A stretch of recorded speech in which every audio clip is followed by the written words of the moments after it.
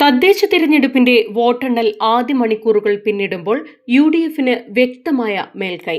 തൃശൂർ, കണ്ണൂർ, കൊല്ലം, Ernakulam കോർപ്പറേഷനുകളിൽ UDF lead ചെയ്യുമ്പോൾ കോഴിക്കോട് എൽഡിഎഫും തിരുവനന്തപുരത്ത് എൻഡിഎയും മുന്നേറുന്നു. തിരുവനന്തപുരം കോർപ്പറേഷനിലെ മത്സരം വോട്ടെണ്ണൽ തുടങ്ങിയതു മുതൽ സസ്പെൻസ് നൽകിയാണ് മുന്നോട്ടു പോകുന്നത്. തിരുവനന്തപുരം കോർപ്പറേഷനിൽ വൻ മുന്നേറ്റമാണ് ബിജെപി നടത്തിയിരിക്കുന്നത്. പാർട്ടി ആസ്ഥാനമായ എ.കെ.ജി. സെന്റർ സ്ഥിതി ചെയ്യുന്ന വാർഡിൽ എൽഡിഎഫ് സ്ഥാനാർത്ഥി ഐ.പി. ബിനു പരാജയപ്പെട്ടത് എൽഡിഎഫിന് വലിയ തിരിച്ചടിയാണ് നൽകിയിരിക്കുന്നത്. പാർട്ടി ആസ്ഥാനമിരിക്കുന്ന വാർഡിലെ ഈ പരാജയം രാഷ്ട്രീയമായി വലിയ ചർച്ചകൾക്ക് വഴിവെക്കുമെന്നതിൽ സംശയമില്ല. കവടിയാറിൽ യുഡിഎഫിന്റെ സ്ഥാനാർത്ഥിയും മേയർ സ്ഥാനാർത്ഥിയുമായ കെ.എസ്. ശബരിനാഥിന് ഉജ്ജ്വല മുന്നേറ്റമാണ് ഉണ്ടായിരിക്കുന്നത്. തിരുവനന്തപുരം കോർപ്പറേഷനിലെ മുട്ടട വാർഡിൽ യുഡിഎഫ് സ്ഥാനാർത്ഥി വൈഷ്ണ സുരേഷ് വിജയിച്ചു. വോട്ടർ പട്ടികയുമായി ബന്ധപ്പെട്ട തർക്കങ്ങൾക്കും നിയമ പോരാട്ടങ്ങൾക്കും ഒടുവിലാണ് കോൺഗ്രസ് സ്ഥാനാർത്ഥിയായ വൈഷ്ണ സുരേഷ് ജനവിധി തേടിയത്. ഇടതുകോട്ട എന്നറിയപ്പെടുന്ന മുട്ടട വാർഡിലാണ് യുഡിഎഫ് മുന്നേറ്റം നടത്തിയത്. വൈഷ്ണ സുരേഷിന്റെ പേര് വോട്ടർ പട്ടികയിൽ നിന്ന് നീക്കം ചെയ്തതുമായി ബന്ധപ്പെട്ട് നേരത്തെ വലിയ തർക്കങ്ങളുണ്ടായിരുന്നു. വ്യാജ മേൽവിലാസം ഉപയോഗിച്ച് വോട്ട് ചേർത്തു എന്ന് ആരോപിച്ച് CPM പ്രവർത്തകർ പരാതി നൽകിയതിനെ തുടർന്നായിരുന്നു വൈഷ്ണയുടെ വോട്ട് അധികൃതർ നീക്കം ചെയ്തത്.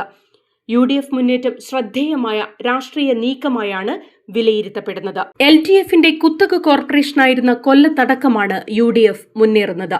പത്തനംതിട്ട നഗരസഭയിലെ തെരഞ്ഞെടുപ്പ് ഫലം പ്രഖ്യാപിച്ചപ്പോൾ മുന്നണികൾക്കൊപ്പം സ്വതന്ത്രരും ശക്തമായ മുന്നേറ്റമാണ് നടത്തിയത്. ജോസ് കെ മാണിയുടെ പാലാ നഗരസഭയിലെ വാർഡിൽ യുഡിഎഫ് വിജയിച്ചു. പാലായിൽ ഭരണം സ്വതന്ത്രർ തീരുമാനിക്കുമെന്ന് വ്യക്തമാണ്. തൃശൂർ, കൊച്ചി കോർപ്പറേഷനുകളിൽ വലിയ തിരിച്ചുവരവാണ് കോൺഗ്രസ് നടത്തിയിരിക്കുന്നത്. എറണാകുളം ജില്ലയിൽ യുഡിഎഫിന് വ്യക്തമായ മേൽക്കൈയുണ്ട്. ഗ്രാമപഞ്ചായത്തുകളിലും നഗരസഭകളിലും യുഡിഎഫ് വലിയ മുന്നേറ്റമാണ് നടത്തുന്നത്. ലഭ്യമായ കണക്കുകൾ പ്രകാരം ജില്ലയിലെ ഭൂരിഭാഗം തദ്ദേശ സ്ഥാപനങ്ങളിലും യുഡിഎഫ് ആധിപത്യം പുലർത്തുകയാണ്. ആലപ്പുഴ ജില്ലയിലെ കൈനഗിരി പഞ്ചായത്ത് ചരിത്രത്തിലാദ്യമായി യുഡിഎഫ് പിടിച്ചെടുത്തിരിക്കുകയാണ്. രാഹുൽ മാങ്കൂട്ടത്തിലിന്റെ വാർഡ് എൽഡിഎഫിന് എന്നത് നിലവിലെ പ്രതികൂല സാഹചര്യം യുഡിഎഫിന് തിരിച്ചടിയായെന്ന് വ്യക്തമാക്കുന്നതാണ്. അടൂർ നഗരസഭയിൽ ഫെന്നി നൈനാന് തിരിച്ചടിയായത് രാഹുൽ മാങ്കൂട്ടത്തിലുമായുള്ള ബന്ധമാണ് തിരഞ്ഞെടുപ്പ് ഫലത്തിൽ പ്രതിഫലിച്ചതെന്നാണ് സൂചന. മലപ്പുറത്ത് പൂർണ്ണമായും യുഡിഎഫിനെ ഒപ്പം നിർത്തുന്നതാണ് കണ്ടത്. കോഴിക്കോടും എൽഡിഎഫ് സ്വാധീനം നിലനിർത്തിയാണ് മുന്നോട്ടു പോകുന്നത്. ഒഞ്ചിയത്തും ഏറാമലയിലും ആറമ്പിക്ക് തന്നെയാണ് മേൽക്കൈയെ. കോഴിക്കോട് കോർപ്പറേഷനിൽ 6 എൽഡിഎഫും 5 യുഡിഎഫും ലീഡ് ചെയ്യുന്നു. വയനാട് മുണ്ടക്കൈ, ചൂരൽമല വാർഡ് എൽഡിഎഫ് തിരിച്ചുപിടിച്ചു. കണ്ണൂരിലും യുഡിഎഫ് മുന്നേറുകയാണ്. കഴിഞ്ഞ തെരഞ്ഞെടുപ്പിൽ കണ്ണൂർ ഒഴികെ 5 കോർപ്പറേഷനുകളും എൽഡിഎഫിനായിരുന്നു ജയം.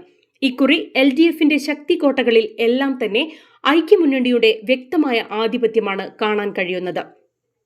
കാസർഗോഡ് മുനിസിപ്പാലിറ്റിയിൽ നടന്ന വോട്ടെണ്ണലിൽ യുഡിഎഫിന് മികച്ച വിജയം. മുനിസിപ്പാലിറ്റിയിലെ 5 സീറ്റുകളിൽ യുഡിഎഫ് സ്ഥാനാർത്ഥികൾ വിജയിച്ചപ്പോൾ ഒരു വാർഡ് എൻഡിഎ സ്വന്തമാക്കി. ജില്ലാ പഞ്ചായത്തിൽ ഇഞ്ചോടിഞ്ച് പോരാട്ടമാണ് നടക്കുന്നത്. കാസർഗോഡ് ജില്ലാ പഞ്ചായത്തിൽ വോട്ടെണ്ണൽ പുരോഗമിക്കുമ്പോൾ 2 ഡിവിഷനുകളിൽ എൽഡിഎഫും 2 ഡിവിഷനുകളിൽ യുഡിഎഫും ലീഡ് ചെയ്യുന്നു. കേരളം ഭരണമാറ്റത്തിന് സജ്ജമായെന്ന് വെളിവാകുന്ന ഫലമാണ് പുറത്തുവരുന്നത്. ജനങ്ങൾ യുഡിഎഫിന് നൽകിയ അംഗീകാരമാണിതെന്ന് സണ്ണി ജോസഫ് പ്രതികരിച്ചു.